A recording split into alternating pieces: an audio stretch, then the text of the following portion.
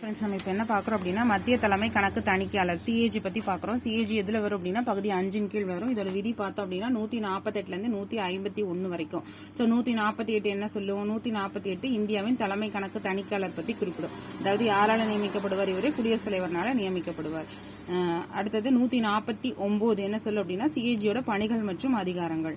இது எதுக்கு கீழே வருதுன்னா 1971 சட்டம், அதாவது அவரோட பணிகள் மற்றும் அதிகாரங்கள். 150 என்ன சொல்லுனா மத்திய மாநிலத்தின் கணக்குகள் விண்ணப்பம் மூலம் தாக்கல் செய்தல். மத்திய மற்றும் மாநிலத்தின் கணக்குகளை விண்ணப்பம் மூலம் தாக்கல் செய்தல் தான் 150. 151 என்ன சொல்லுனா மத்திய அரசு தனக்கு தணிக்கை அறிக்கையினை குடியரசுத் தலைவரிடமும் மாநில அரசு தன் தணிக்கை அறிக்கையினை ஆளுநரிடமும் சமர்ப்பிக்கணும் அப்படின்னு சொல்றதுதான் இந்த 148ல இருந்து 151 வரைக்கும் இருக்கிற விதி. ஸோ இப்போ பார்த்தோம் அப்படின்னா நம்மளோட தலைமை கணக்கு தணிக்கையாளர் யார் அப்படின்னு பார்த்தோம்னா சஞ்சய் மூர்த்தி.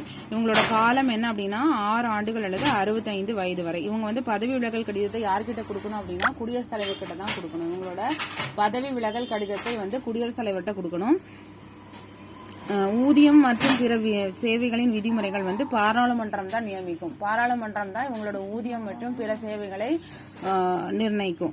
உச்ச நீதிமன்ற நீதிபதிக்கு இணையான சம்பளம் வாங்குறாரு. ஒவ்வொரு அமைச்சரும் பாராளுமன்றத்தின் சிஏஜி பிரதிநிதித்துவப்படுத்த முடியாது. இவரால் மேற்கொள்ளப்படும் நடவடிக்கைகளுக்கு எந்த அமைச்சரும் பொறுப்பேற்க முடியாது அப்படின்னு சொல்லப்படுது. சரியா? அதுக்கடுத்து பார்த்தோம் அப்படின்னா இந்த பாராளுமன்றத்துல சிஏஜி 3 தணிக்கை அறிக்கைகளை பார்த்தோம் அப்படின்னா பிரதமர் கிட்ட சமர்ப்பிக்கிறார். அது என்னன்னு பார்த்தோம்னா ஒதுக்கீட்டு கணக்கு தணிக்கை அறிக்கை, நிதி கணக்குகளின் தணிக்கை அறிக்கை, பொது வேலை தொடர்பான தணிக்கை அறிக்கை. இந்த 3 விதமான தணிக்கை அறிக்கையை இவர் சப்மிட் பண்றாரு. இவர் பாராளுமன்றத்தின் முகவர். பாராளுமன்றத்தின் சார்பாக செலவின கணக்குகளை தணிக்கை செய்கிறார். பாராளுமன்றத்துக்கு மட்டுமே பொறுப்பானவர் ஆவார். இவர் யாருன்னா பாராளுமன்றத்துக்கு மட்டுமே பொறுப்பானவர்.